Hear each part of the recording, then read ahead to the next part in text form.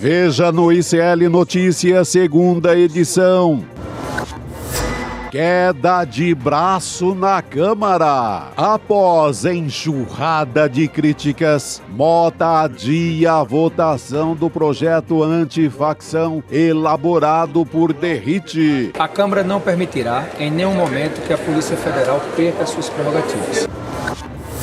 Aceita que dói menos? Papuda, lhe espera. Boa estadia lá, valeu? Extrema-direita já considera inevitável que Jair Bolsonaro comece a cumprir pena em regime fechado. Tarcísio de Freitas queima largada para 2026. Aliados oferecem R$50 mil para quem conseguir maior engajamento de vídeos do governador de São Paulo. O ICL Notícias, segunda edição, está no ar.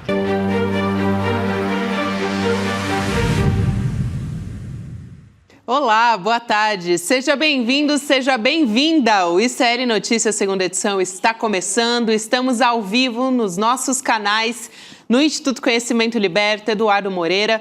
Também boa tarde para você que nos assiste pelo canal da Voz Trabalhadora no YouTube. Boa tarde para você que nos ouve pela Web Rádio São João, em Quixadá, no Ceará, e na Rádio Cultural, na região da cidade de Torres, no Rio Grande do Sul. Nesse dia 11 de novembro de 2025, Chico Sá já está ao meu lado, nos estúdios de São Paulo. Boa tarde para você, Chico. Boa tarde, Gabi. Boa tarde, audiência. Vamos tocar, né? Fico ainda indignado quando eu vejo a cara do Derrite formulando, pensando segurança pública no Brasil. Pô, gente, o cara não resolve nem o metanol aqui em São Paulo. Hoje teve mais vários casos de bebidas batizadas. O cara não resolveu nada de segurança pública em São Paulo. Não é modelo para nada. O que o autoriza a pensar a segurança pública do Brasil? Pô.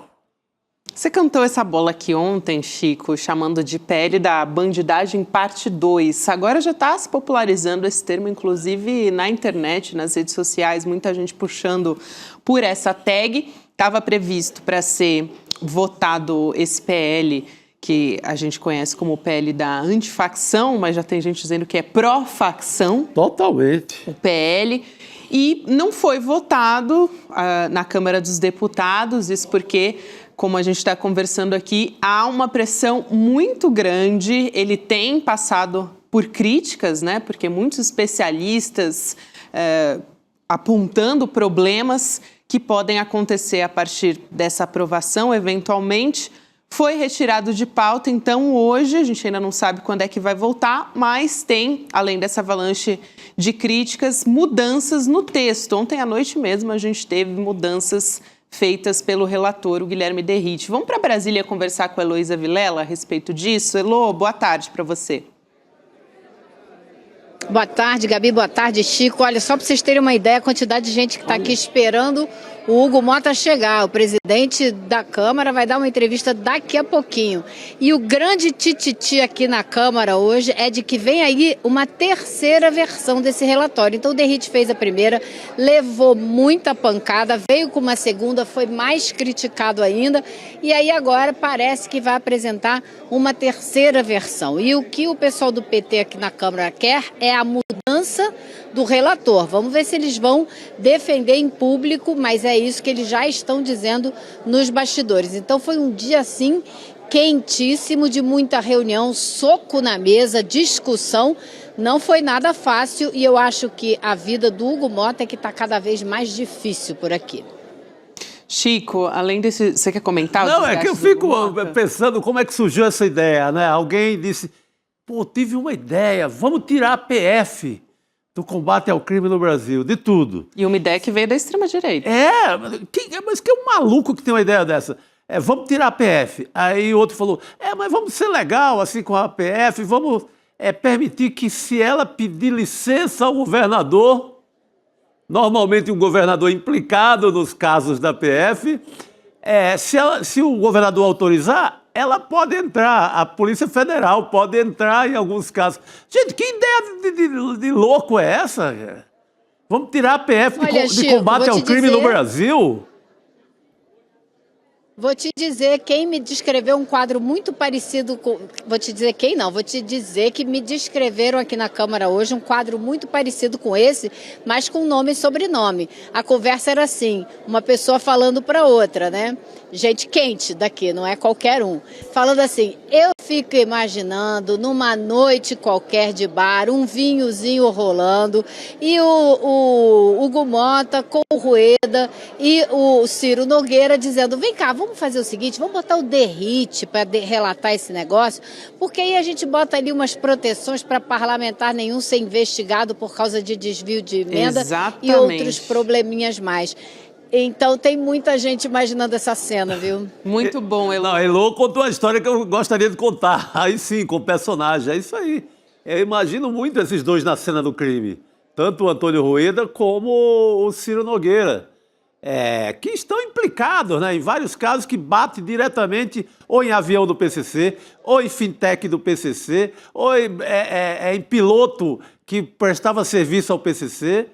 Essa gente toda aí, sem falar na parte das emendas. A indústria do roubo das emendas, que é outra pancada, né? Então, mas é que mesmo assim, Elô, mesmo considerando a biografia dessas pessoas, a biografia de um Ciro Nogueira e tal, eu fico pensando, como é que você tem uma ideia dessa e acha que o país inteiro vai deixar passar assim de bandeja, não é? Eu acho que a Elô tocou num ponto que é um dos principais que a gente não está prestando muita atenção, né, Elô? Que é esse das emendas parlamentares, porque esse projeto ele pode tirar ali das atribuições da Polícia Federal, não só da PF, mas dos tribunais superiores também. Essas investigações das emendas parlamentares, quer dizer, a gente está falando aqui de lavagem de dinheiro também, né, de fluxos financeiros, como essa mega operação que teve aqui na Faria Lima, né, da Polícia Federal, enfim, para investigar as facções. Então, realmente, Elô, fingir que está combatendo o crime organizado, mas o combate, como você não investiga a cúpula, é só ali na camada mais baixa, né? Não resolve. E vou te dizer mais uma coisa, Gabi. Esse projeto é de interesse primordialmente do Centrão. São vários nomes do Centrão que estão interessados. Nem a extrema-direita está unificada em torno desse assunto, tem divisão por lá. É algo que a Manuela Borges está trabalhando e ela deve trazer novidades amanhã no N1. Mas existe divisão porque você sabe que na extrema-direita tem muita gente que é policial militar, policial federal, tem muita gente da área de segurança que não está achando essa história nada boa.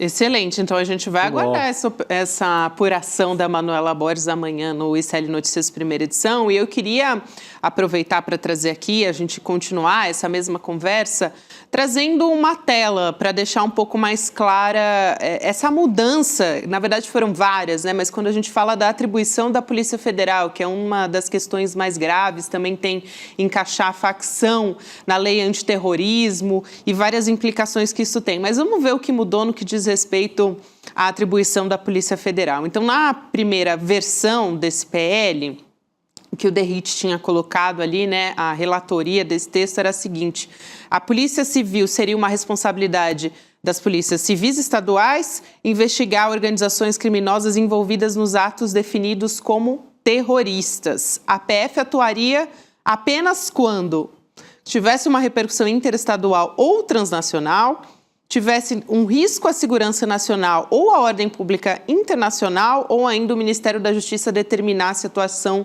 conjunta. E isso, antes disso, o governador, né, do estado teria que fazer uma provocação. Essa é a primeira versão, que foi a que caiu. Ontem à noite o Derrite apresentou um novo texto, uma nova versão que ainda está sendo muito criticada. Vamos olhar para ela, então. Polícia Civil e PF. Permite a participação da PF por iniciativa própria, desde que os fatos investigados envolvam matérias de sua competência constitucional ou legal. E isso, prestar atenção nisso é importante, né? A competência constitucional ou legal, porque a competência da PF já está estabelecida, né?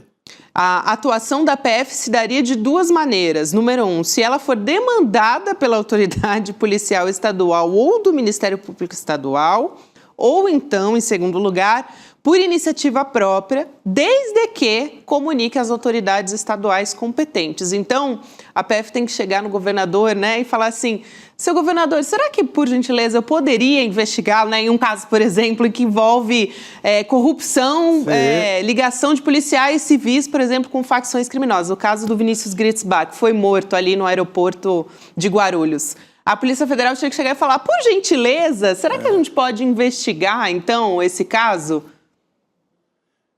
Não faz o menor sentido. Continua maluquice. Essa segunda versão não muda muita coisa, né? Continua querendo mandar na Polícia Federal. Gente, qualquer organização criminosa hoje não é uma organização criminosa estadual. Qualquer uma dessas organizações está em vários lugares ao mesmo tempo. Não dá para combater só com polícia civil. Essa ideia de ser apenas polícia civil é uma ideia de controlar a história. Controlar, não permitir. A Carbono Oculto, na sua versão piauiense, que chama Carbono Oculto 86, porque é o código telefônico do Piauí, ela é feita por Polícia Civil e Polícia Federal. Nesse caso, se tivesse aprovado essa maluquice aí do Derrite, a Polícia Federal não estaria. Portanto, a seção de Ciro Nogueira não seria investigado, o próprio Ciro Nogueira não seria investigado e ficaria por isso mesmo. Sabe? Então, ela muda muito a vida desses personagens que você citou, Elô. Exatamente, Chico, e eu acho que é o que vocês estavam falando agora. Será que eles acham que é todo mundo idiota, que ninguém vai entender o que eles estão querendo fazer? E o que a gente viu foram 24 horas de ataque ferrenho a essa proposta esdrúxula e um ataque muito bem coordenado, críticas muito bem feitas, mas coordenadas de todas as áreas do governo e da bancada aqui na Câmara dos Deputados. E esse ataque continua, não vai arrefecer, porque o que eu ouvi hoje não vamos recuar nenhum milímetro. E a gente quer agora que saia, que o Derrite deixe de ser o relator.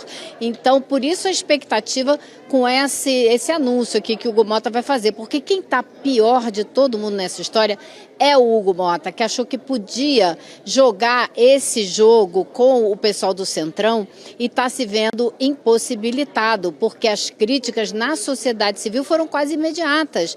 E imediatamente começou a se comparar com a PEC da blindagem e isso ganhou tração nas redes. E ele é muito sensível à pressão nas redes. Eu sei também que o presidente Lula está muito pé da vida com o Hugo Mota, porque ele permitiu que o Derrite, na prática, roubasse a autoria do projeto, além de deturpar completamente esse projeto. Então, a reunião de líderes hoje, aqui na Câmara dos Deputados, foi quentíssima. Chegou uma hora que o Hugo Mota deu um soco na mesa e disse: não vou permitir a politização desse tema.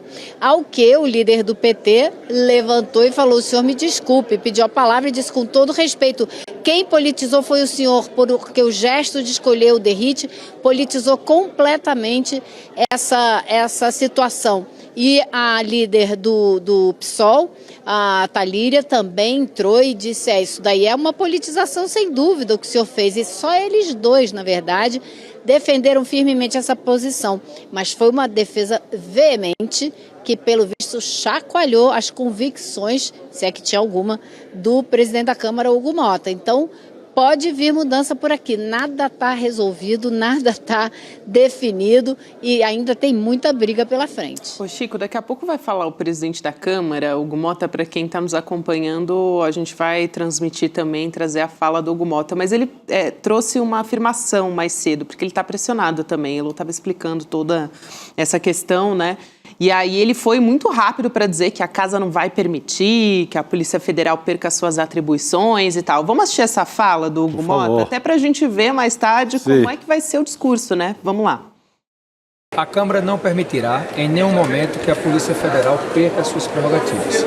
Essa é uma condição inegociável para nós, tanto é que o próprio relator, desde o dia de ontem, por intermédio nosso, conversou com o diretor-geral da Polícia Federal, mas eu quero tranquilizar a sociedade de que desvirtuar o debate, de que a Câmara está atrás de tirar a competência da Polícia Federal, isso não é verdade. Nós vamos pelo contrário, é poder fortalecer os meios que tanto a Polícia Federal como o Ministério Público, os Ministérios Públicos Estaduais, o Ministério Público Federal e as polícias estaduais possam ter mais instrumentos para enfrentar o crime organizado. Aí, Elô, ele falando, né, sobre ser inegociável. Não é essa a proposta que ele estava aprovando, né? Não era essa a proposta que ele estava assinando embaixo.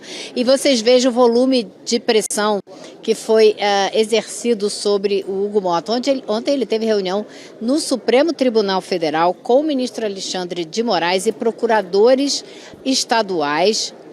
Hoje teve reunião com o ministro Lewandowski. A gente sabe que, além da irritação do presidente Lula, o ministro da Fazenda também está muito revoltado com esse projeto, porque ele cria dificuldades econômicas para empresas e para o governo brasileiro. Olha, por exemplo, o fundo da Arábia Saudita, que investe na Petrobras, se o país tiver um problema de terrorismo, como eles estão querendo configurar, mudando a lei dessa maneira, esse fundo simplesmente não investe em nenhum país que tenha esse tipo de problema.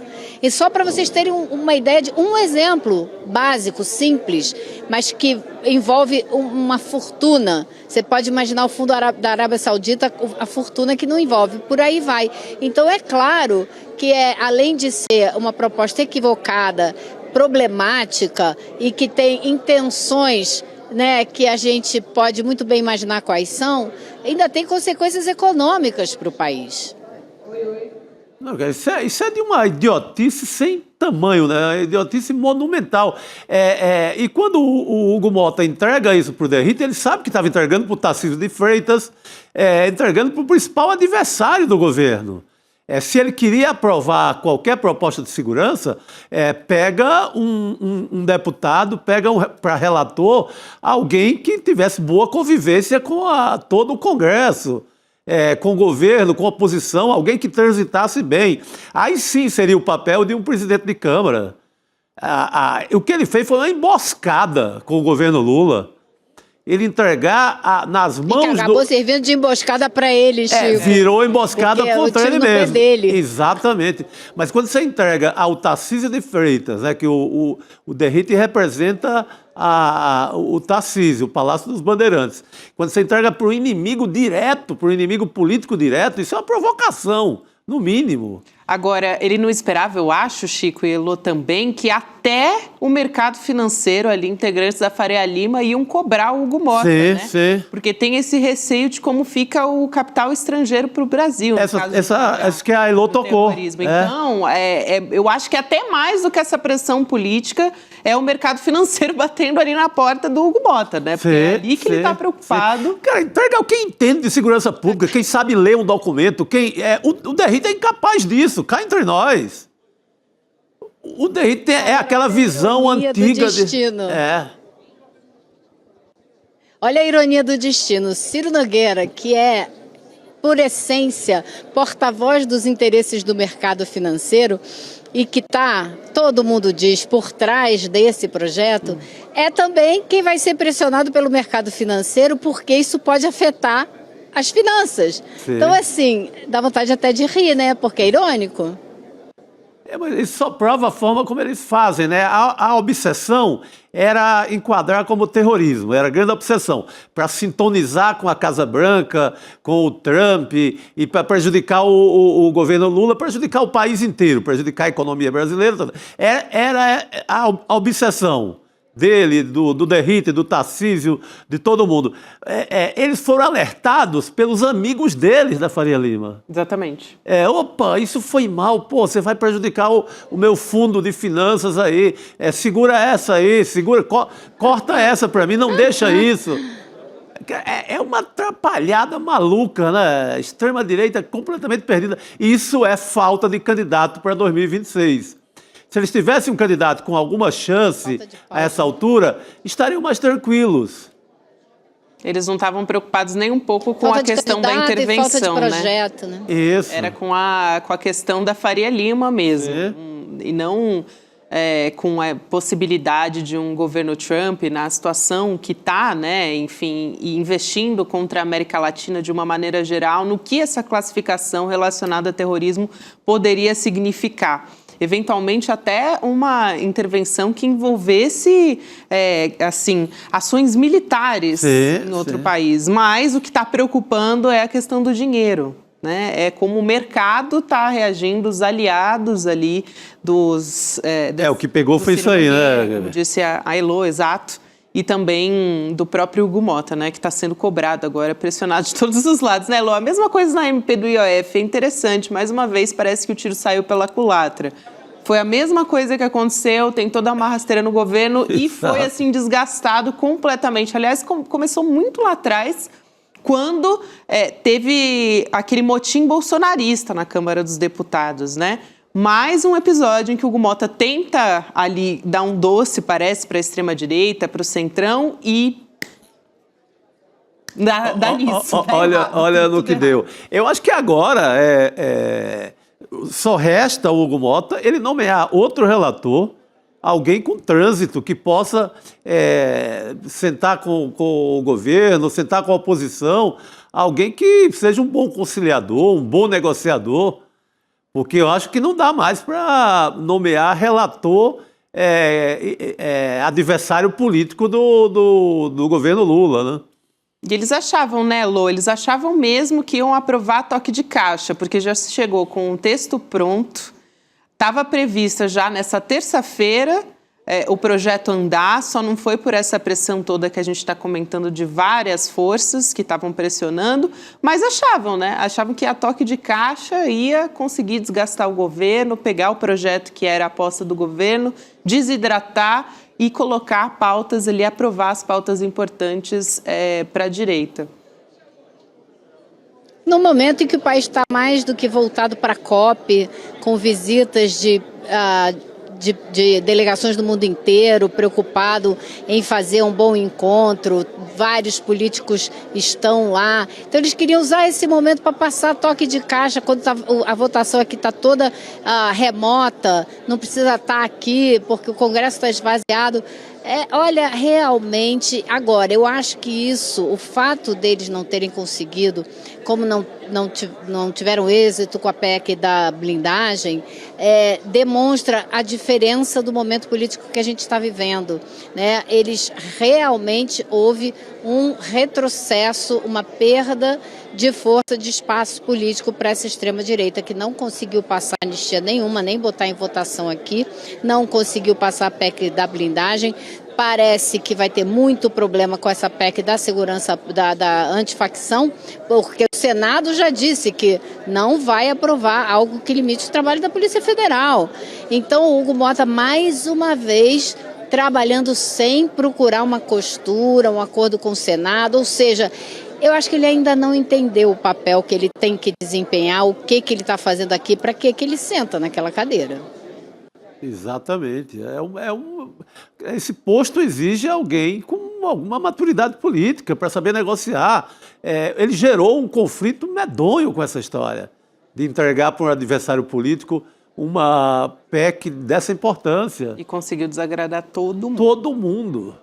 Eu vou aqui chamar também, Elo, um trecho da entrevista que aconteceu hoje de manhã com o promotor de justiça, o Lincoln Gakia. Ele, assim, atua há mais de 2 décadas investigando o PCC. Então, ele fala sobre, antes de mais nada, né, a elaboração desse projeto, que foi algo, assim, que o relator, o Guilherme Derrite, ele não ouviu ninguém, né, enfim. E também sobre tirar os poderes da Polícia Federal, que era algo que a gente estava mostrando como é que foi apresentado esse texto pela primeira vez, como ficou agora e que pode, como o Elo já explicou aqui, vir uma terceira versão. A gente está aqui aguardando até o presidente da Câmara, Hugo Motta, para ver se ele já vai falar algo nesse sentido, dar alguma perspectiva para a votação acontecer, para um novo texto e até, eventualmente, um novo relator. Vamos assistir essa fala do Lincoln Gakia, a gente volta para a conversa. Vamos lá. Já a prima facie, né, no primeiro dia, ontem, de discussão deste projeto, desse texto que já estava pronto, Já houve essa reclamação por parte da Polícia Federal, de fato, que ficaria nos moldes do texto original alijada, né, das investigações relativas às facções. No PL do governo, aí a Polícia Federal centralizaria todas as investigações relativas a organizações criminosas transnacionais, interestaduais, e cuja repercussão do crime tenha, aliás, cujo crime tenha repercussão nacional, praticamente todos os casos. Então, nenhum dos extremos era aceitável, né? Então, ele diz que o texto ali do Herrit tira todas as atribuições, né? Como se desidratasse completamente, tirasse a atribuição da Polícia Federal. É a opinião de alguém que participa na prática de combate ao PCC há muito tempo, né? Não é de um teórico que vê a coisa de longe, tá? Alguém que está ali dentro do dia a dia no combate ao crime, né, Elô? Aliás, Elô, ontem você falou com o Sarrubo. Eu também queria lembrar disso, né? Sim. Jogar essa bola aí para você. Exatamente. E ele destacou justamente essa história de ter sido feito um projeto a toque de caixa, sem ter nenhuma discussão com ninguém, tirado da cartola de alguém, né? E quando o projeto que o governo fez começou a ser discutido em agosto do ano passado, foram discussões com representantes de diversos setores, comandantes, um representante dos comandantes das polícias militares, das polícias civis, da Polícia Federal, do Ministério Público, de gente acadêmica, ou seja, foi uma ampla discussão que veio aqui, o resultado dessa discussão veio para o Congresso e o objetivo era que ela passasse por comissões aqui que convocassem audiências públicas, tratassem desse assunto da maneira como tem que ser tratado, promovendo a maior discussão mais ampla possível para a sociedade brasileira saber do que se trata e não esse arremedo de projeto que chegou aí, saindo da cartola de alguém, foi empurrado para cá e queriam forçar uma votação disso em 2 dias. Quer dizer, que seriedade pode ter um projeto desse, né?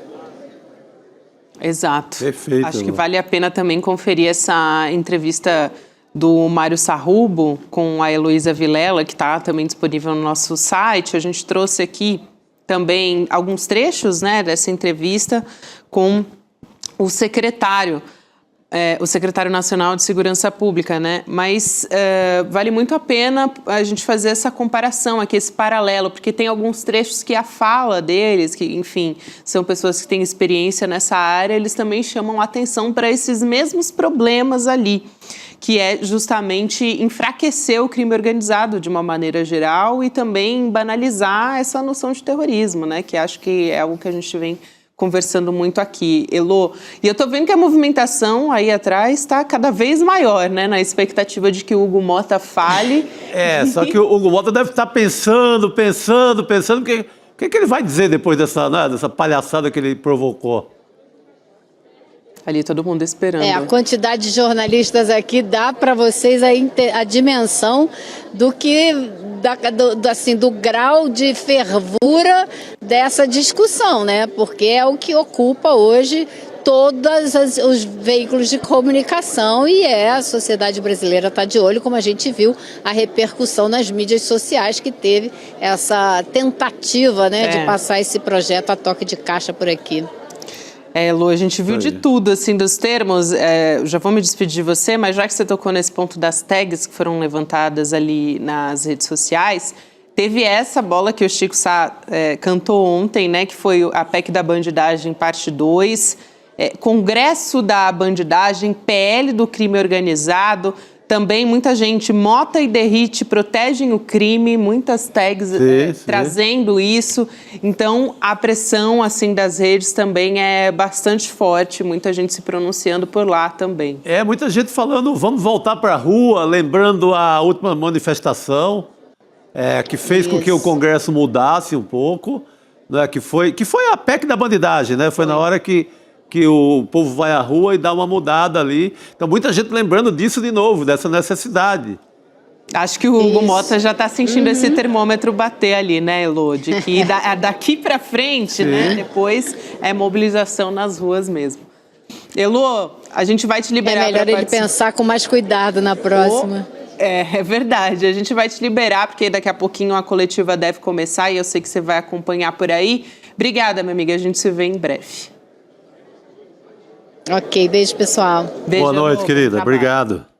Rodrigo Viana chegando aqui para nossa mesa redonda desse N2. Rodrigo, a gente ainda na expectativa para o Hugo Mota falar, presidente da Câmara, sobre o PL antifacção ou pró-facção, enfim, PL da bandidagem parte 2. Tem vários aí sinônimos para esse projeto, mas saiu uma notícia aí interessante, né? Sim, não, eu estava acompanhando, ontem também acompanhei à noite, a gente já estava sentindo o pulso, né, dessa história nas redes que tinha virado contra eles. E a maior demonstração disso foi o Hugo Mota já fazendo uma postagem quase pedindo desculpas pela indicação do Derrite, dizendo que de maneira nenhuma queria atrapalhar a Polícia Federal. E o outro termômetro é que os órgãos de imprensa conservadores estavam críticos também. Sim. Eu acho que eles não esperavam por essa. Você tem os mesmos meios de comunicação que apoiaram a chacina no Rio, como exemplo a Rede Globo e o Jornal Nacional, com críticos, com uma cobertura, com uma reportagem crítica a essa palhaçada do Derrite. Total. E do Hugo Mota. Bem crítico, assim, com espaço para o contraponto, coisa que não costuma acontecer. Sim. Quando tem governo envolvido, governo Lula, mas bem crítico, sinal de que não pegou em lugar nenhum. Não pegou e mostra também como o Tarcísio de Freitas, eu não sei, a equipe dele ali, ele tem a sala de comando dele, deve ter gente muito inexperiente. A gente fala tanto do Kassab, mas é segundo ou terceiro erro de avaliação, né, do Tarcísio. Primeiro foi a história do bonezinho do Maga, vocês já comentaram um pouco, mas só para resumir, o bonezinho do Maga, depois ele sobe no palanque e sobe o tom contra o Supremo, né, dizendo que, fazendo um ataque direto ao Supremo Tribunal Federal, e agora, de novo, sentiu que a pauta mudou, agora ficou bom para nós, então agora vamos pisar no acelerador. Calma, tem nuances a política. Não é porque esse tema é favorável à direita, que tudo que você fizer vai ser favorável a você. Sim. Se você errar na dose, vira um veneno contra você mesmo. Em vez de remédio, vira veneno. E nesse caso virou veneno para a direita, porque eles erraram e mexeram com algo que é muito importante no imaginário da população, Polícia Federal. Sim. Você vai tirar a Polícia Federal da investigação de criminoso, mexeu com isso, aí ganhou um rótulo fácil. Que é o de enfraquecer o crime organizado, né? É o rótulo mais... Enfraquecer o combate ao crime organizado. Exatamente. Perdão, isso mesmo. Enfraquecer a Polícia Federal e facilitar a vida para o crime organizado. Então, é um trio desastrado, né? O Tarcísio desastrado pela terceira vez, o Mota desastrado pela segunda vez e o Derrite, bem-vindo, Derrite, ao trio dos desastrados, né? Completamente. Lançado como um candidato, uma alternativa da direita, mas politicamente eles devem circular só naquele meio deles, só, sabe, grupo de WhatsApp, podemos, agora vamos com tudo, sem avaliação um pouco mais profissional do quadro político. Eu queria trazer uma notícia aqui, muito rapidamente, saiu o resultado hoje do dólar fechando em queda de 0,64%, cotado a R$ 5,27, menor nível desde o dia 6 de junho do ano passado, 2024. Você teve a inflação hoje com o menor índice desde há 27 anos, né? É o menor índice desde o século passado. A inflação de hoje, do IPCA, que foi divulgada hoje, do mês de outubro, é a menor inflação para um mês de outubro desde 1998, quando o Fernando Henrique era presidente. Então, no século passado, né? Século passado. Então, 27 anos. Então, dólar no menor nível em 17 meses, inflação caiu, né? Então tem 0,09% de inflação e a Bolsa de Valores batendo recorde histórico. Aquilo que o Haddad falou no primeiro semestre vai se confirmando. Quando veio aquela turbulência, ele falou, calma, as coisas vão convergir e no segundo semestre precisa ter paciência que as coisas vão se equilibrar. E está acontecendo isso exatamente nesse momento. E também com o desemprego na baixa histórica. É a menor taxa de desemprego desde da Dilma, né? Então, são muitos números favoráveis ao governo na economia. Por isso que a direita está agarrada. Está agarrada no sangue aí para ver se... A direita ficou muito empolgada com a chacina, né? Ficou. E com aquela subida de popularidade do governador, do Cláudio Castro. Opa, é por aí. A gente tem um lugar para andar na eleição do próximo ano. Só que não é andar do jeito que eles querem, não é acabando com a Polícia Federal que eles vão alcançar a glória e ganhar a eleição. Exatamente. Aí vamos ver as análises, né, Gabi? Tem também fatores externos. No caso do dólar, tem, né, fatores externos. No caso da Bolsa de Valores, tem um otimismo mesmo de médio prazo com a economia, né? E no caso da inflação, aí sim, acho que a Faria Lima vai queimando a língua, como diz aqui a nossa manchete na tela, né? Vai queimando a língua, porque você lembra o que dizia a Faria Lima e o que dizia, por exemplo, Paulo Guedes? Se o PT voltar, vai haver um descontrole total, inflação, vai virar Venezuela, como eles gostam de dizer, né? E não aconteceu nada disso. A economia está razoavelmente bem administrada, o mundo está caótico, mas aqui no Brasil, o Brasil está muito melhor do que a média dos países de mesmo padrão. Temos que melhorar salário ainda, isso é evidente, né? Os salários não voltaram para o patamar pré-pandemia, mas desemprego baixo, dólar em baixa, inflação baixando, tudo isso é favorável. Combustíveis num patamar muito abaixo do governo Bolsonaro. Então... Muito abaixo, mas ainda incômodo. Quem vai no posto, eu tenho carro, ando também de metrô, mas ando também de carro. É incômodo. O preço acima de R$6 pesa para quem vai encher o tanque, mas tá um pouquinho melhor, vamos dizer. Sim, né? infinitamente melhor. Todas essas questões são colocadas, você falou do cenário externo, né, Rodrigo? Lógico, também, Débora Maganha deve analisar isso amanhã, com certeza, no mercado de investimentos a gente vai acompanhar, mas tem essa possibilidade, olhando para o exterior, do fim do shutdown, né, nos Estados Unidos, Sim. Que tem uma expectativa para isso acontecer. Mas a gente vai voltar a falar sobre o PL antifacção, que trazemos a qualquer momento, a gente ainda está na expectativa do presidente da Câmara, Hugo Mota, falar a respeito disso, trazer novidades, se esse texto vai ter uma nova versão, se vai ter um novo relator, enfim, a gente vai descobrir em breve. Mas enquanto isso, a gente vai conversar com o ex-secretário nacional de Segurança Pública, Luiz Eduardo Soares, é o nosso convidado para a gente continuar discutindo, analisando, trazendo todas essas questões relacionadas ao PL antifacção. Secretário, boa noite, bem-vindo. Boa noite. Boa noite, Gabriela, Chico, Rodrigo. Prazer estar com vocês e com toda a comunidade do ICL. Boa noite, meu caro. Prazer é nosso, secretário. Eu começo já te perguntando sobre essa atribuição da Polícia Federal e do texto como ele está agora, né, nessa segunda versão, que seria aí uma espécie de cabresto que está sendo colocado na Polícia Federal. Qual é o impacto que isso tem e também a importância da Polícia Federal quando a gente está falando especificamente no combate ao crime organizado, né? Que consequência que isso poderia ter na prática? Isso seria um desastre, né? A situação da segurança pública no Brasil já é dramática. Se esse PL, porventura, fosse aprovado, nós estaríamos, de fato, no abismo. E vocês já, inclusive, apresentaram essa análise ao longo do dia, eu achei muito feliz, muito precisa, porque se trata, de fato, daquela PEC da bandidagem requentada, né? E é quase indisfarçável. Lendo o texto, a gente, de fato, fica chocado, perplexo. Como é que é possível que alguém tenha coragem de apresentar ao país uma proposta dessa? As organizações não seriam reclassificadas, as organizações criminosas não seriam reclassificadas como terroristas, mas seus atos, sim.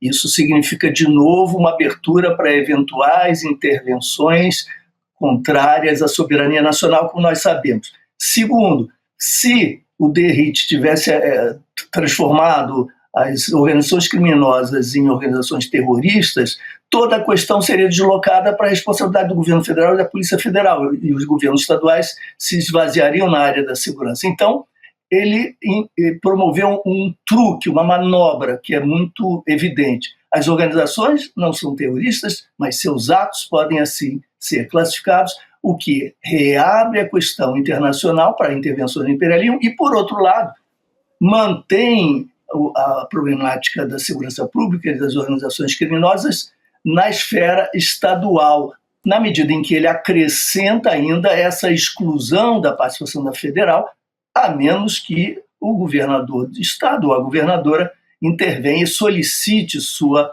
participação. Uma situação completamente absurda. É o contrário da PEC da segurança que o ministro Lewandowski tinha apresentado e que nós supostamente receberíamos agora, né? Cuja votação nós acompanharíamos supostamente em breve. Secretário, mais cedo a gente entrevistou, a nossa equipe, né, na manhã, entrevistou o promotor Gaquia, né, que é aqui de São Paulo e que tem um papel aí no combate ao PCC, é até ameaçado de morte pelo PCC aqui no estado de São Paulo, né? Ele deu uma entrevista fazendo a crítica do projeto do DERIT, mas considerando também que o projeto original do governo dava muitos poderes para a Polícia Federal e tal. Ele é um dos que defendem que haja uma autoridade de coordenação por cima da Polícia Federal, que ele falou não é a Polícia Federal, mas o governo federal é que deve fazer esta coordenação. De certa maneira, o senhor ocupou esse cargo, né, que era justamente um cargo de fazer essa coordenação em governos passados, né? Mas qual a posição do senhor? O Brasil precisa criar uma autoridade, talvez com mais peso, para fazer essa coordenação, que coordenasse Polícia, Ministério Público, Receita Federal, as polícias estaduais, né? Não no sentido do que o DERIT falou, de tirar a Polícia Federal e deixar na mão dos estados, mas justamente ao contrário, essa coordenação. O que a gente precisaria, de que maneira que a gente precisaria avançar para que isso acontecesse? Eu acho que seria positiva a criação do Ministério da Segurança Pública, e eu diria, inclusive, Ministério da Reforma da Segurança, para que ele não venha simplesmente, burocraticamente, chancelar a estrutura institucional que nós temos, o modelo organizacional das polícias que nós temos. Um ministério desse tipo, acho que faria sentido com essas cautelas, né, com essa prudência, para que não fosse simplesmente a chancela do que aí está, porque permitiria que o governo federal finalmente assumisse protagonismo, inclusive nas proposições de políticas de reforma institucional, nas políticas efetivas que seriam aplicadas. Não me parece, eu respeito muito o Dr. Lincoln, já tive com ele muitas vezes e sempre manifestando minha solidariedade à sua coragem e à sua competência. Mas nesse caso eu discordo do Dr. Lincoln. Eu acho que melhor do que uma autoridade que se crie sem uma radicação institucional mais clara, acho que a criação de um ministério seria mais adequado ao nosso arranjo institucional. E, se me permite, Rodrigo, eu ainda acrescentaria o seguinte: essa proposta do DERIT, nós não devemos deixar isso de lado, porque está um pouco escondido, tem sido pouco falado, ela também criminaliza movimentos sociais. Sim. Há uma frase que diz: o crime de impedir o funcionamento de instituições tais como A, B, C, D, escolas, e etc, etc. Imagina um movimento de estudantes, secundaristas. Me perdoa te interromper, o presidente da Câmara, Hugo Mota, está começando a falar, a gente vai ouvir muito rapidamente, a gente já volta a conversar. Boa. É o crime organizado. Quando designei na última sexta-feira o deputado federal Guilherme DeRitt, atual secretário de Segurança do Estado de São Paulo, para relatar o projeto de autoria do governo federal sobre o crime organizado, sobre as facções criminosas, foi para que o deputado fizesse um trabalho eminentemente técnico, não permitindo que esse tema fosse usado como palanque político para quem quer que seja. Desde então, o deputado Guilherme DeRitt tem dialogado com as lideranças partidárias, com os estados, tem procurado dialogar também com o governo federal, e esta presidência tem este tema como uma prioridade e tenho tido o cuidado de poder, ao lado do deputado Guilherme DeRitt, trazer as nossas preocupações na construção de um projeto que entregue ao país um resultado, uma solução para a segurança pública do Brasil. Nós temos construído esse texto, como disse, com muito diálogo. Temos conversado com o Poder Judiciário, também com o Senado Federal, visando fazer uma proposta que tenha a condição de representar o sentimento do país e não o sentimento de uma bancada, de um partido ou de um deputado. Algumas preocupações foram levantadas e quero aqui, antes de passar a palavra para o relator da matéria, dizer que nós não vamos permitir que nenhuma discussão aqui na casa coloque em risco a soberania do nosso país. Esse é o primeiro ponto, que é um ponto muito caro para nós. E o segundo ponto é o papel da Polícia Federal. Desde o dia de ontem foram levantadas uma série de narrativas não verdadeiras que havia o interesse dessa casa de tirar o poder da Polícia Federal. Nunca existiu isso. Eu conversei com o diretor-geral da Polícia Federal ontem à noite, hoje pela manhã, almocei com o ministro da Justiça e reforcei isso também às lideranças do governo aqui na casa, que o papel da Polícia Federal para nós é inegociável no combate ao crime organizado. Então, para que as mudanças que atestem o papel dessa casa e o nosso compromisso com esse combate, eu quero que o relator possa fazer esse anúncio e a nossa expectativa é até o dia de amanhã construirmos o diálogo com as lideranças da casa e votarmos o projeto, quem sabe, no dia de amanhã no plenário da Câmara dos Deputados. Com a palavra, o deputado Guilherme Derrite. Obrigado, presidente. Bom, boa tarde a todos. Antes de mais nada, agradecer a confiança que a Câmara dos Deputados, na figura do nosso presidente, me concedeu, não só do presidente Hugo, do meu líder, deputado Luizinho, líder do Progressistas, contextualizando para vocês que existia na casa, existe ainda o requerimento de urgência do projeto do deputado Danilo Forte, que trata da alteração da lei antiterrorismo de 2016, e junto com esse projeto, chegou na casa o projeto com urgência constitucional do governo federal que tratava de organizações criminosas, o projeto antifacções. Qual foi a saída para construir esse diálogo? Unir as boas sugestões de ambas as propostas, tanto do governo federal quanto do deputado Danilo Forte, e construir uma nova tipificação penal dentro da Lei 13.260, que é a Lei Antiterrorismo de 2016, com vários tipos penais, ou seja, com várias condutas típicas. Dentro dessas condutas, as mais graves que acontecem por parte de membros de organizações criminosas. Algumas delas, domínio de território, explosões de caixas eletrônicos, que são conhecidos como domínio de cidades ou novo cangaço, a exploração de atividade econômica em determinada área, como acontece em algumas comunidades no Brasil, seja distribuição de energia, distribuição de gás, entre outras, utilização de armamento de uso restrito das Forças Armadas, como fuzis, como granadas. E dentro dessas condutas típicas, nós criamos um artigo, o artigo 2A, e dentro da lei antiterrorismo, sem mencionar que seria um crime de terrorismo, mas dentro da legislação. Qual que era o nosso objetivo? Prestigiar o trabalho do deputado Danilo Forte e trazer boas iniciativas que vieram do governo. Quais eu poderia destacar? Descapitalização de bens de empresas e a criação de um banco nacional de membros de organizações criminosas, que veio no texto, mas não veio a maneira como ele deveria ser feito, nem prazo. Dentro desse contexto, isso foi posto nesses novos tipos penais e passamos a realizar as discussões. Qual que foi o grande celeuma, a grande discussão?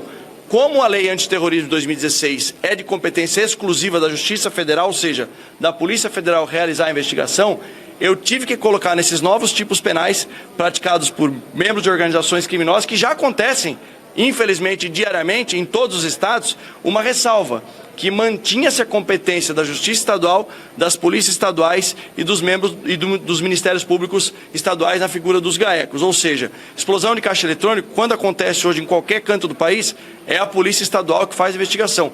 Eu só fiz essa ressalva. E aí abriu a brecha para a criação dessa narrativa equivocada, dizendo que eu estaria desconfigurando ou enfraquecendo o trabalho da Polícia Federal. Isso não é verdade. Mas para que fique claro, e para que também a gente tenha campo... Agora falava na Câmara dos Deputados o Guilherme Derrite, secretário. Então, aproveitando aqui para ter a sua análise sobre isso também. Mas só para fazer um resumo muito rapidamente, a gente destacou aqui até na nossa tarja o que era o Guilherme Derrite dizendo construir uma nova tipificação penal na lei antiterrorismo. Lembrando que o Guilherme Derrite tem um interesse político importante no Senado no ano que vem e quer deixar essa marca como dele em relação ao PL antifacção. E aí estava falando sobre essa competência da Polícia Federal e da lei antiterrorismo, na verdade, né? Querendo dizer que foi um celeuma porque tentou tirar do âmbito da competência da PF para encaixar os estados. Isso é algo que não é muito uma novidade, ele não trouxe nenhuma alteração em relação a esse segundo texto que estava sendo colocado. Só para concluir aqui, o que falava o Hugo Mota antes, e acho muito importante a gente olhar para a imagem do Hugo Mota, que estava ali cercado de muitos personagens da extrema-direita, né? Do lado dele estava a Bia Kicis, tinha o Sóstenes Cavalcante também, líder do PL, atrás dele, ali meio escondido, mas estava ali, né? E outros personagens da direita também. Ele já tinha falado sobre essa questão do risco da soberania, né? De que não deixaria colocar em risco a soberania do país, e o que me chamou muito a atenção é ele falando sobre a diminuição da competência da Polícia Federal. Ele disse que não são verdadeiras, são narrativas, Ele essas chamou de questões que foram narrativas, colocadas, que é algo que está no texto que foi apresentado pelo Hugo Mota, Sim, nas tá duas lá. versões, né? De uma forma um pouco mais amena na segunda versão do que na primeira, que era completamente descarada. E aí disse que tinha conversado tanto com o André Rodrigues, da Polícia Federal, como também o ministro da Justiça, o Ricardo Lewandowski. Mas vamos lá, passar para o secretário também avaliar essas falas, tanto do Hugo Mota como do Guilherme Derride também. Eu espero não ser grosseiro se eu disser que esse é um espetáculo de cinismo. Me perdoe a expressão, mas eu não encontro palavra mais adequada, viu?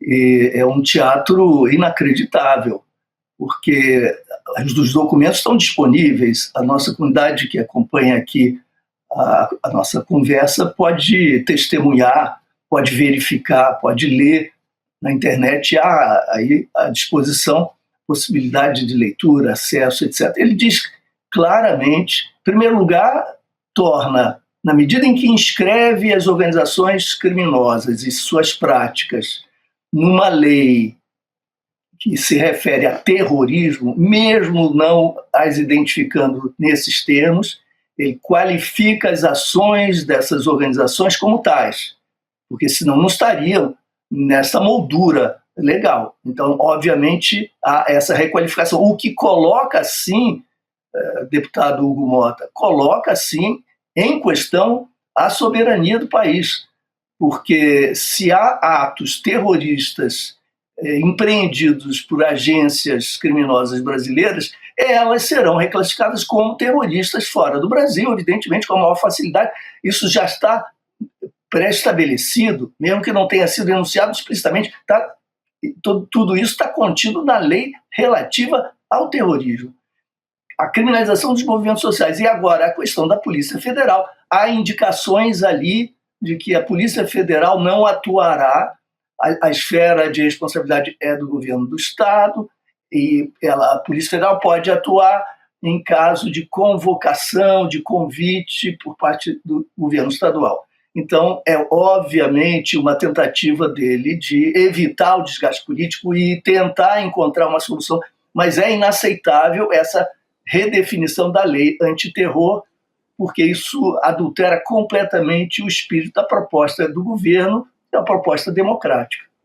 Ô Chico, mas a imagem, acho que como a Gabi descreveu aqui, fala muito. Eu não sou muito adepto daquela imagem, sempre fala mais que 1000 palavras, nem sempre. Às vezes a imagem esconde.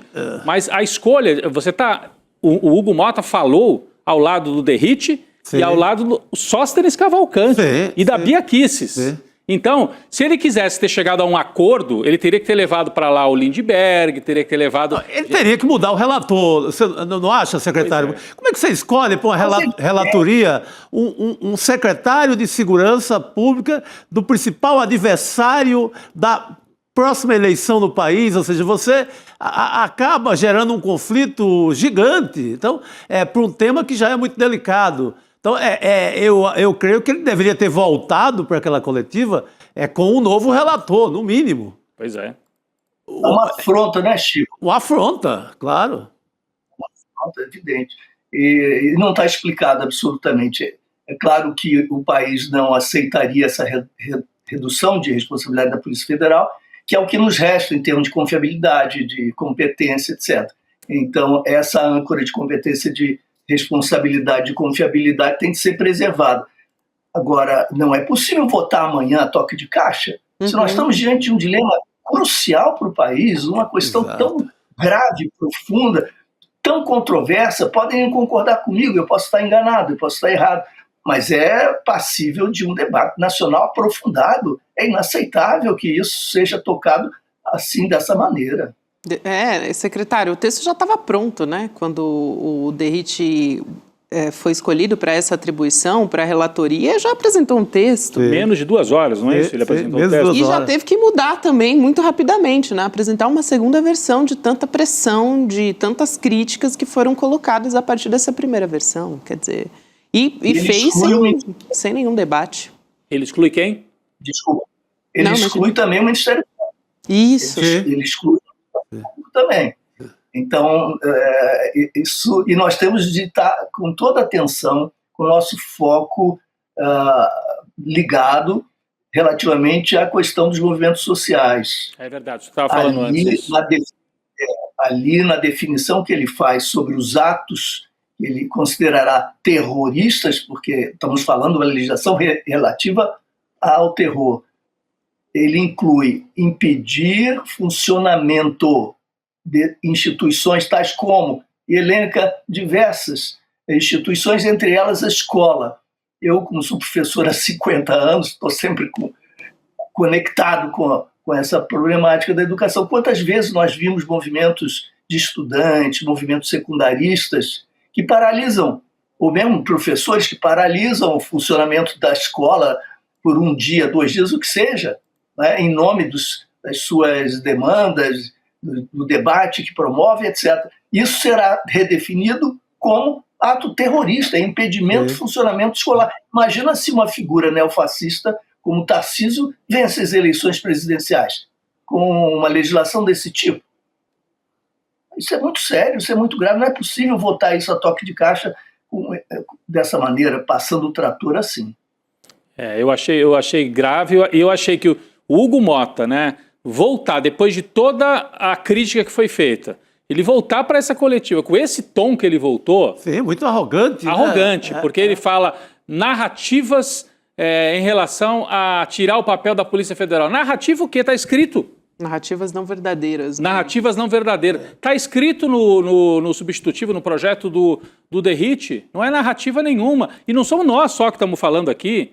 O Estadão, né, jornal conservador de São Paulo, ficou preocupado com isso. Porque é tirar a Polícia Federal... Peraí, deixa eu entender, né? Setores conservadores. O Hugo Mota recebeu recados de que a turma do conservadorismo também não estava gostando. O conservadorismo não fascista, né? Eu estou falando, né? Do conservadorismo.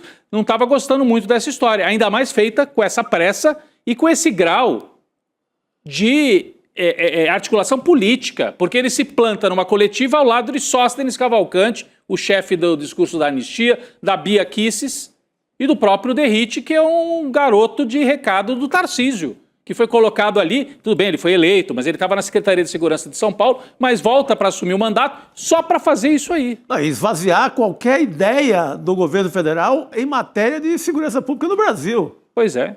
Ele vai, não é, secretário? Ele entra para desmantelar isso, né? Exato, nós estávamos há poucas semanas discutindo a PEC do SUSP, do Sistema Único de Segurança Pública, a PEC apresentada pelo ministro da Justiça e Segurança Pública, Lewandowski. Né? Qual era a proposta da PEC do SUSP, do Sistema Único de Segurança Pública? A articulação, a coordenação entre as diversas agências inscritas no campo da segurança pública.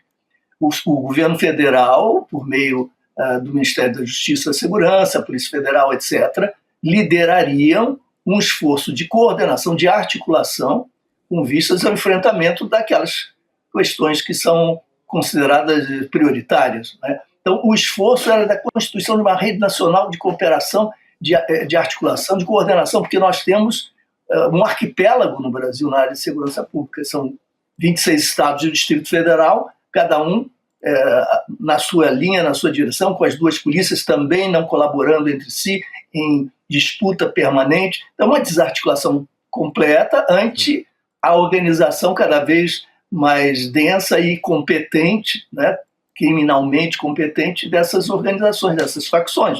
Então, eu acho que todos reconhecem, todas, que é importante um esforço de articulação. Essa foi a proposta, inclusive, do governo Lula em 2003. Eu era secretário nacional de Segurança Pública e nós apresentamos esse plano. E, aos poucos, isso acabou se traduzindo numa legislação infraconstitucional em 2017. O então ministro Raul Jungmann apresentou a proposta, mas não numa plataforma suficientemente vigorosa como seria a mudança constitucional, com todas as dificuldades de uma mudança infraconstitucional, apenas normativa, etc. Logo depois se verificou que, de fato, não funcionava, porque os temas são constitucionais. A resistência dos estados é imensa, as resistências corporativistas das polícias é sempre imensa, então é necessário conferir autoridade ao governo federal para que ele assumisse também responsabilidade nessa área. E isso conduziu, afinal, o ministro Lewandowski a apresentar a PEC do SUSP, isso estava na mesa, isso estava em discussão. Subitamente, isso desaparece. Exato. E, em seu lugar, nós temos essa proposta assustadora. É isso. Não, de repente aparece o Derrite em Brasília dissolvendo toda uma ideia, todo esse trabalho. É a imagem dele a partir de agora. É uma operação. O caminho oposto ao da articulação da Constituição, reforçando o isolamento das instituições nos estados. Exatamente. Perfeito. Aqui, só para reforçar também que ele não procurou, né? O governo federal falou que não foi procurado pelo governo, mas na verdade pegou um projeto que veio do governo, alterou completamente o sentido e não procurou o governo para dialogar a respeito disso também. Tem uma apuração do nosso repórter do ICL, o Kleber Lourenço, de que deve ter um texto novo ainda hoje. Então, assim, teve esse tom, como o Rodrigo chamou a atenção também, mas me parece que nos bastidores existe uma preocupação, sim, porque tanto que vem um novo texto, a gente está na expectativa de que isso deve acontecer ainda hoje. Secretário, muito obrigada pela sua participação, foi um prazer enorme te receber aqui. Obrigado. Prazer, secretário. Acabei de ler a sua ficção lá, Enquanto Anoitece, gostei muito. Tá boa. Excelente. O matador pernambucano ali tá muito bem descrito, bela história. Obrigado. Tchau. Excelente, secretário. Obrigada. Boa noite.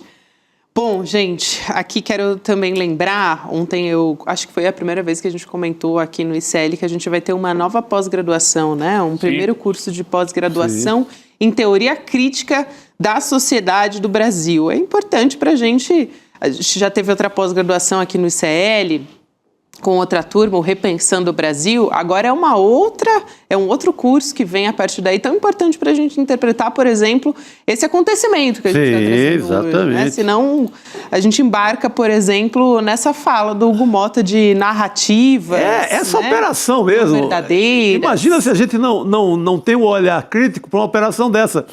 Que a hora que o governo, que a esquerda, que o governo Lula pensa em segurança pública para valer, com algo consistente, vem uma operação a partir do Palácio dos Bandeirantes e a partir do Centrão e esvazia completamente e apresenta outra coisa, tentando acabar, inclusive, com a Polícia Federal. E se a gente pensasse de maneira não crítica, engolia isso com uma facilidade tremenda, né?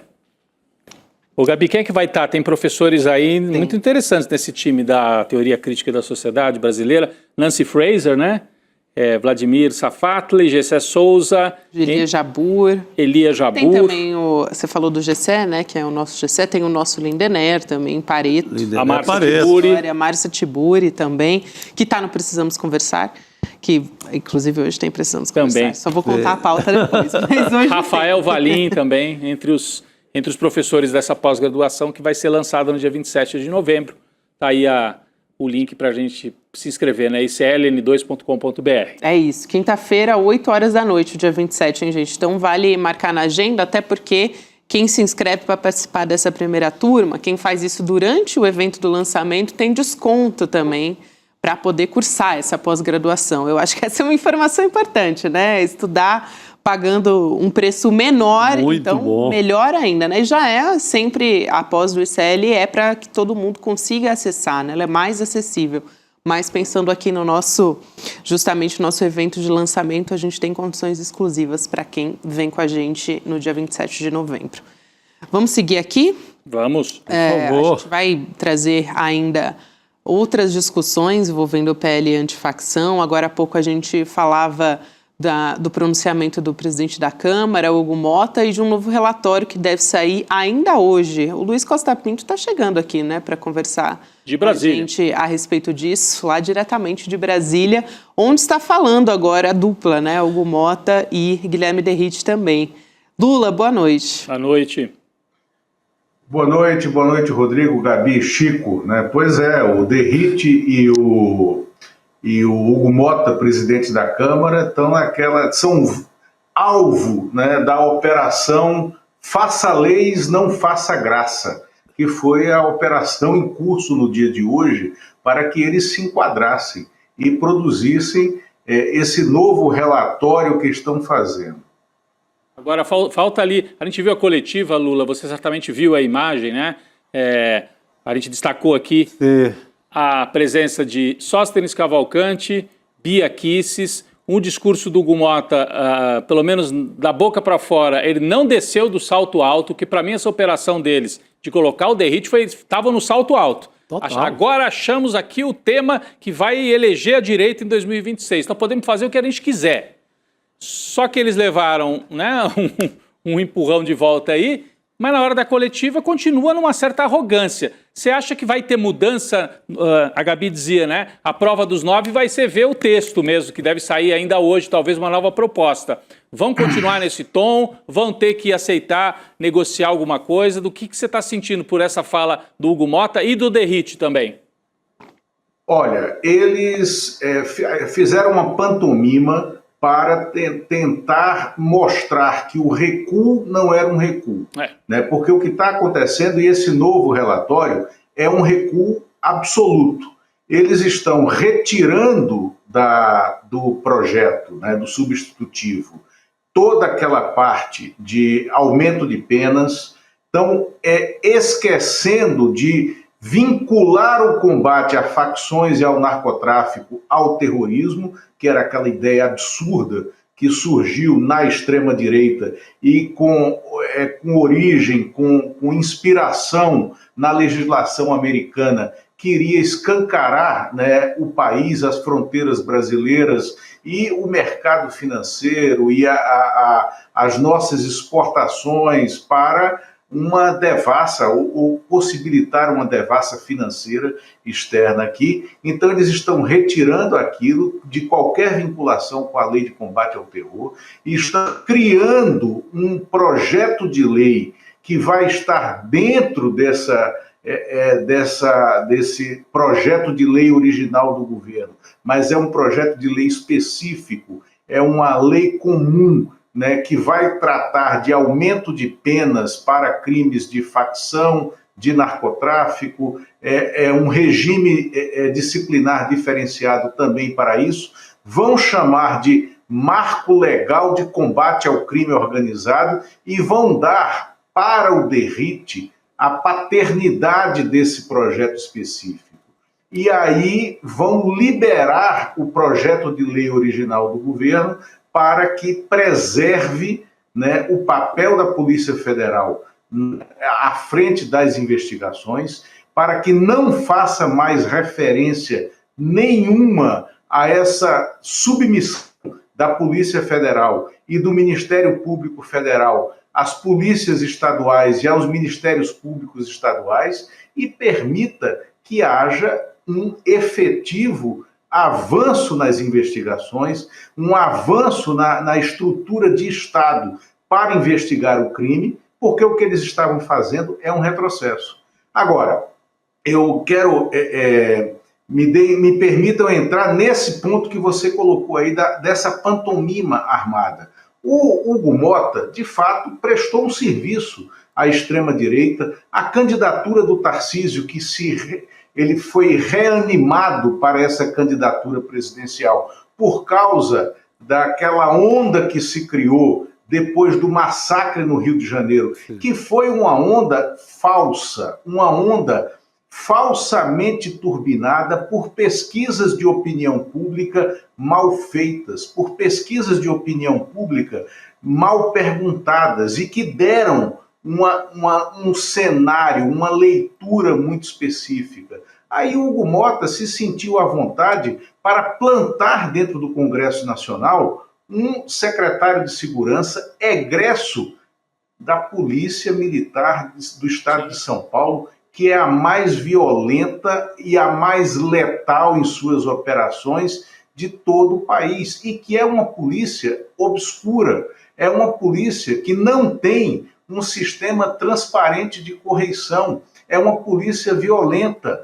E colocar ele aqui dentro, para ele, em 3 dias, produzir um relatório que fosse votado, aprovado e aceito pelo Senado, né, rapidamente, num assunto tão delicado. Isso é impossível. Hugo Mota não é nada nem ninguém. E aí eu quero lembrar, Chico, né, que você estava aqui no processo da Constituinte, que Hugo Mota não chega nem aos pés, óbvio, né, da articulação política que tinha José Sarney. Antes de a Constituinte começar a trabalhar, o Sarney, que era o Sarney, inventou uma comissão de notáveis para que eles escrevessem uma pré-constituição, um projeto anterior à Constituição, que seria como se fosse o modelo que deveria ser adotado pela Constituinte. E entregou a coordenação disso a ninguém menos que Afonso Arinos de Melo Franco. Era o Afonso Arinos que fez esse projeto anterior, essa pré-constituição, e liderava essa comissão de notáveis. Aí esse projeto foi entregue a Ulisses Guimarães, que era o presidente da Assembleia Nacional Constituinte, eleita para reescrever a Constituição. E Ulisses Guimarães agradeceu, mas jogou no lixo, né? Não serviu para nada, porque não tinha função. A função de legislar é do conjunto de legisladores. Então, o que faltou, né, ao Derrite foi a humildade de ele ouvir, né, o restante do legislativo, ele ouvir o governo e ele ouvir pelo menos as entidades envolvidas, Polícia Federal, Ministério Público Federal, Ministérios Públicos Estaduais, as polícias estaduais e de todos os estados, porque eu vi uma manifestação até do deputado Danilo Forte, que é um deputado do União Brasil do Ceará, é um deputado da bancada de oposição de direita e é o autor dessa maluquice, né, de equiparar o combate ao narcotráfico e às facções ao terrorismo. E o Danilo Forte estava reclamando, né, dessa retirada da Polícia Federal, da liderança da investigação, da liderança do combate ao crime organizado. Lula, a gente também conversou mais cedo, aqui o N1 conversou com o Lincoln Gaquia. Eu só queria fazer uma observação muito rapidamente, porque teve um momento que o Lula falou sobre a polícia violenta, né, do Guilherme Derrite, e ele próprio foi retirado da rota, né, por excesso de mortes em serviço.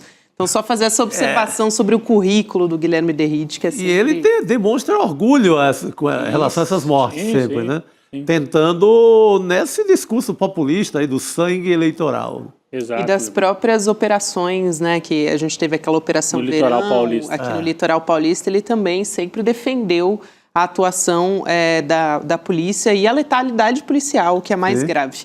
Mas aqui, só para trazer também a fala que a gente teve do promotor Lincoln Gaquia, mais cedo a gente trouxe um outro trecho, mas ele estava falando sobre a necessidade de se diferenciar máfia, facção, de terrorismo. Então, a gente tem um trecho dessa fala do Lincoln Gaquia, a gente vai ouvir, vamos lá.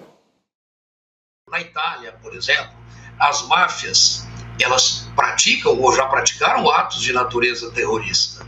Isso eu não tenho dúvida, mas elas não são consideradas terroristas, elas são consideradas organizações mafiosas, né?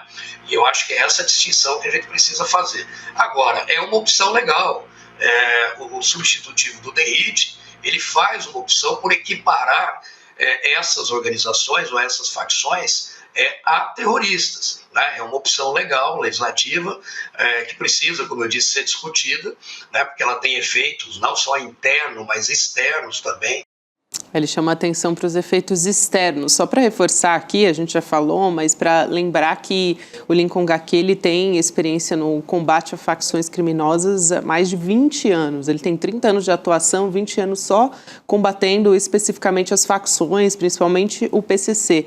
Quando ele fala de externos, ele está falando da possibilidade de intervenção, né? Sim, que é algo que a gente vem conversando muito por aqui. Porta aberta aí que querem deixar, né, para o governo, para a Casa Branca, para a CIA, para todo mundo fazer festa aqui dentro. Pois é. Fala, Lula. Que é o argumento que o governo Trump está usando para ameaçar a Venezuela e a Colômbia, né, de invasão. Exato. E os outros países caribenhos. Exatamente. Eu achei assim, a fala do Lincoln Gaquia, ele é uma pessoa que tem que ser ouvida, é importante e tudo.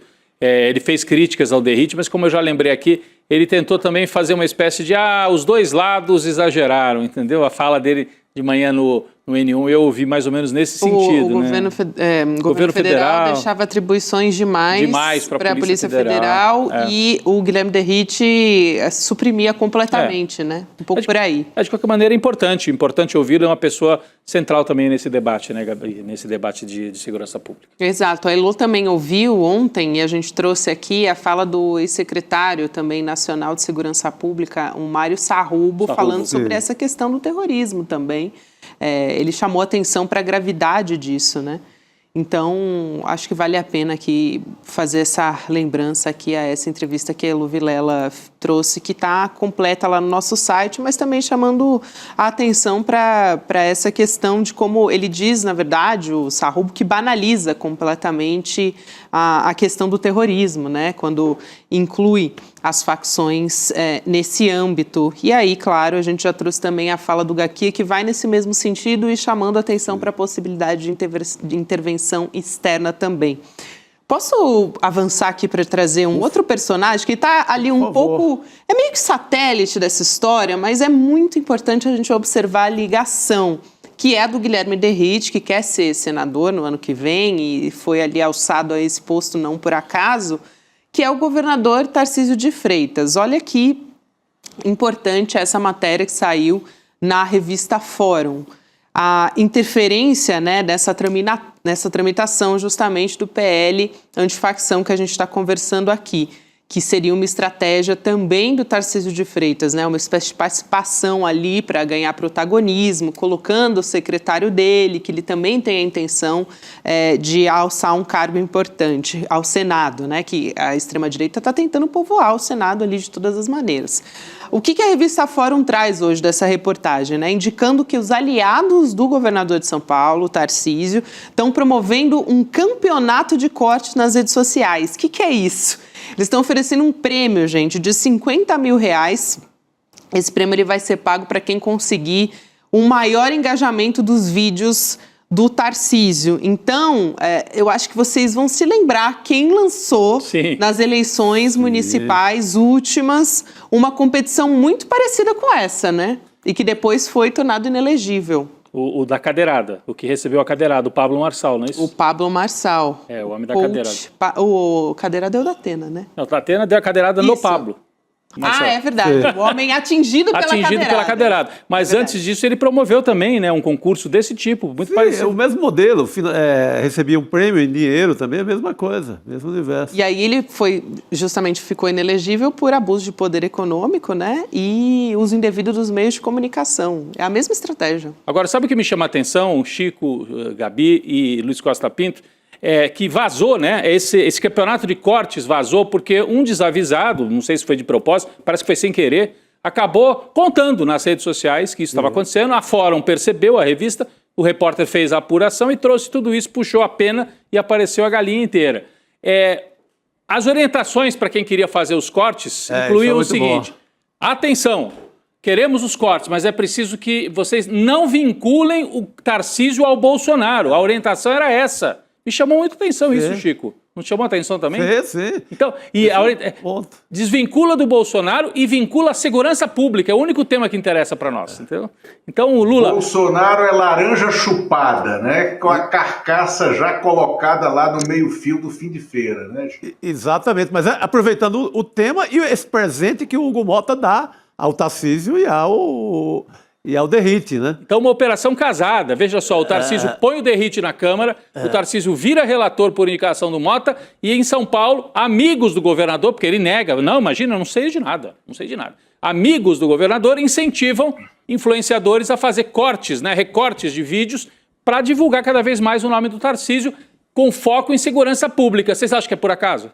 É uma operação casada. E agora, aí deixa eu falar com um pouco de experiência de quem entrou assim rapidamente nesse mundo dos leilões, dos concursos de cortes, porque há uns meses atrás, uma pessoa da internet, inclusive morador de Belém do Pará, um nerd, né, entrou em contato comigo pelas redes sociais para me propor pagar a ele, né, uma quantia determinada para ele pegar as minhas intervenções em programas jornalísticos, tá? Fazer cortes e turbinar isso nas redes, né? Porque iria, então, ampliar a minha presença. Eu disse, eu não vejo isso. Primeiro que eu não quero, né? Segundo, eu não vejo, mas aí eu fui entendendo um pouco como era esse negócio. E, de fato, isso acontece. O Marçal, né, se falou aqui no nosso grupo, o Pablo Marçal usou, né, esses campeonatos de cortes na campanha municipal daí de São Paulo e foi objeto, né, de uma das denúncias que levaram à inelegibilidade dele, né, porque isso é ilegal, porque estava sendo pago com dinheiro de campanha. E dinheiro de campanha de partido político não pode pagar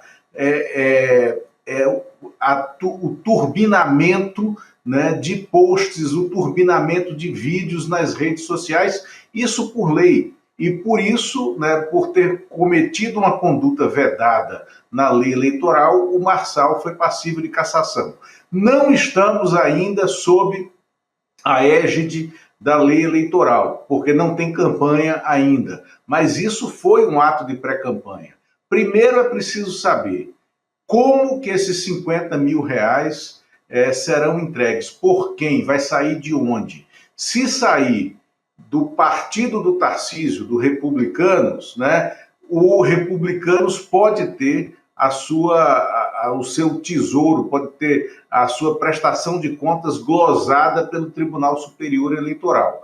Se sair de qualquer órgão público do governo de São Paulo, é corrupção, né, porque não pode. E nenhum órgão público pode ajudar a turbinar a imagem do gestor que está acima da gestão, no caso o Tarcísio no governo de São Paulo. E se foi um empresário privado que está oferecendo esse dinheiro, também é corrupção, né? Isso é peculato. Né? Então, tem vários crimes envolvidos. E aí precisamos saber quem vai apurar isso, o Ministério Público de São Paulo ou o Ministério Público Federal? Né? Aí entra, né, de novo nesse ambiente tarcisesco. Agora, há que se ressaltar que foi um ótimo furo, né, do pessoal da Fórum, e eu acho que tem que se ficar ligado nesse tipo de apuração, de uso de redes e tal, que foi o que expôs o esquema ilegal de campanha do Bolsonaro lá em 2018 com a M4. Vocês lembram aquela matéria da Patrícia Campos Melo, que colocou, né, o esquema ilegal de mensagens no WhatsApp e que fez com que o próprio WhatsApp, a legislação brasileira, mudasse para a campanha de 2022. Então, esses vazios de apuração acontecem e as ilegalidades estão acontecendo. A gente tem que descobri-las. Muito bom. Muito bom, Lula. Não, agora, se depender do Ministério Público de São Paulo, do jeito que os caras estão em relação ao governo Tarcísio, meu Deus do céu, pode esquecer. Não, dormindo na sombra. Aqui tem um Ministério Público atento às coisas. Pô. Dormindo furiosamente. Meu Deus do céu, a turma... tem tanto café ali perto da sede deles, no centro. Café bom para dar uma acordada, mas nada. Nada. Lula, bom ter você com a gente, querido. Obrigada por hoje. Obrigado, a gente conversa Lula. De novo na semana que vem. E obrigado a vocês e sempre às ordens. Abraço. Obrigada, boa noite, querido. Lula. Até mais. Deixa eu trazer atualizações aqui. Essa do Chico Sá me quebrou, né? Tem um monte de café bom ali, eles estão dormindo. Agora há pouco a gente estava trazendo aqui fala do Guilherme Derrite, também do Hugo Mota lá na Câmara dos Deputados. Enquanto a gente conversava, eles continuaram fazendo um pronunciamento ali aos jornalistas, né? E o Derrite recuou daquela ideia de equiparar as facções ao terrorismo. Disse que as funções da Polícia Federal vão ser preservadas, então a gente tem expectativa de sair esse relatório ainda hoje. Essa deve ser a alteração principal que vem por aí, viu, Chico e Rodrigo também. É uma recuada considerável, né? Ao meu ver, não seria interessante ele continuar na relatoria, porque contaminou já o clima todo para aprovação desse projeto. Mas já é uma recuada interessante. Sim. Então, seriam 2 pontos em que ele recua, né? na equiparação de facções a terroristas e na tentativa de retirar a Polícia Federal. Isso é absurdo, até inconstitucional essa proposta dele, né? Certamente seria barrada mais adiante no Supremo. Mas os ministros já estavam soprando para a imprensa que ia ser barrado. Ia ser barrado. Então, ele vai mudar essas duas coisas. Mas vamos ficar de olho. Ele ainda vai tentar colocar jabutis aí nesse... De qualquer maneira, ter a cara dele nesse projeto, isso foi uma emboscada sem limite do Hugo Mota, né? Uma sacanagem braba com o governo. É imperdoável. Segunda emboscada que ele pratica nesse ano, a primeira do IOF e agora a emboscada do projeto. Não aprendeu nada, né, Rodrigo? Daquela vez apanhou dos dois lados, agora está apanhando de novo. Está apanhando por enquanto de um dos lados e vai apanhar, porque agora vai ficar, mas peraí, está esvaziando, está cedendo demais ao governo. Fica com o pé em cada canoa, vai acabar caindo na água. É isso aí. Muito bom. Eu quero também lembrar que a gente está em semana de COP30 ainda, viu, gente? Vai até semana que vem, COP30. Sim. A gente tem, já falou muito sobre os discursos do presidente Lula aqui, das novidades que estão sendo anunciadas. A gente tem a nossa Cristina Serra acompanhando tudo de lá e também Juliano Medeiros está na COP30. Então hoje a gente tem um trecho trazendo novidades sobre o que está rolando lá pela COP em Belém. Vamos assistir. Salve, comunidade do ICL, a gente está aqui na COP, segundo dia da Conferência do Clima das Nações Unidas, aqui na Zona Azul, na Blue Zone, onde estão os estandes das organizações não governamentais, da sociedade civil, também grupos de pesquisa, universidades e os estandes dos governos. Aqui aconteceram no dia de hoje vários debates, várias mesas, várias rodas de conversa para debater os diferentes temas da agenda da COP. Adaptação às mudanças climáticas, mitigação para a redução dos gases de efeito estufa, financiamento climático, cooperação internacional, enfim. E nesse contexto chega à Câmara dos Deputados a proposta de emenda constitucional para criar o SUS do Clima, um sistema integrado de combate aos desastres climáticos, apresentado pelo deputado Tarcísio Mota, do PSOL do Rio de Janeiro. Então, dentro desse projeto do Tarcísio Mota, integração entre as defesas civis, então o financiamento dos entes federativos para poder viabilizar as políticas de adaptação, enfim, uma política integrada que possa não só evitar que as catástrofes, os eventos climáticos extremos afetem as pessoas que estão em situação de maior vulnerabilidade, as pessoas mais pobres, periféricas, mas também ajude o Brasil a pensar dentro da lógica do que já existe, o Plano Clima e outros instrumentos do Ministério do Meio Ambiente para enfrentar a crise climática, possa também produzir uma política integrada nos 3 níveis, municípios, estados e União, mais uma iniciativa para ajudar o Brasil a enfrentar a crise climática e fazer do Brasil líder mundial na transição. Essa é a notícia da COP de hoje aqui em Belém do Pará. A gente volta com mais informações em breve. Até lá. Aí, então, a fala do Juliano Medeiros, que está acompanhando a COP30 nessa semana. E a gente vai ter daqui a pouquinho lá na Câmara dos Deputados, só muito rapidamente atualizando essas informações, também uma outra coletiva de jornalistas do líder do governo na Câmara dos Deputados, o José Guimarães. Então o negócio está fervendo lá em Brasília, vai continuar fervendo e a gente vai continuar acompanhando. E eu adiantei, aquela hora que a gente estava falando dos professores da nossa nova pós-graduação, que a Márcia Tiburi, né, uma das professoras, hoje tem Precisamos Conversar, né? A Márcia Tiburi, que faz parte da mesa redonda junto com a Sara Zara, a Sucena e no comando da Juliana Baroni. Então o mote é Mães na Adolescência, puxando pela novela das 9, que tem uma personagem ali que está grávida e é adolescente, se não me engano tem 15 anos de idade, então essa é uma grande questão, sobretudo no momento que a gente está falando da PEC da pedofilia na Câmara dos Deputados. Exatamente, né, então, inevitável ligar e devemos ligar essa questão, né? Aliás, posso fazer aqui um merchan também? Porque ontem a gente teve a Débora Diniz, pesquisadora especialista nesse assunto lá no Em Detalhes. Vale a pena muito acompanhar tudo que a Débora Diniz produz, vale a pena a gente aprender junto com ela. Vamos acompanhar o Precisamos Conversar? Direto. Né? Vamos Saímos nessa. do N2 direto para o Na Precisamos. sequência tem o José Cobori junto com o Frei Davi lá no Espiritualidade na Ação. Então você fica agora na companhia do Precisamos Conversar, que tem muita pauta importante para discutir hoje. Vamos nessa. Bora. Bom. A emancipação exige mais do que redistribuir renda. É preciso reconstruir o mundo. Essa ideia de Nancy Fraser resume bem o que propõe a teoria crítica da sociedade. E é o que o novo curso do ICL quer fazer: formar gente que não aceita pouco, gente que quer atuar para mudar a sociedade de forma profunda e real. Dia 27 de novembro, quinta-feira, às 8 da noite. Começa essa pós-graduação feita para quem quer pensar e agir. O ICL completou 5 anos levando informação de qualidade, reflexão e conhecimento que transformam vidas. E essa história não é feita sozinha. Ela é construída junto com nossos parceiros de todo o Brasil. Cultural FM Torres de ICL. Com você, onde você estiver. Passando para agradecer a grande parceria que temos com o Instituto Conhecimento Liberta. Obrigado pela parceria que realmente liberta. A nossa parceria aqui em retransmitir o conteúdo do N1 foi um golaço, gol de letra, que venham muitos anos para nós.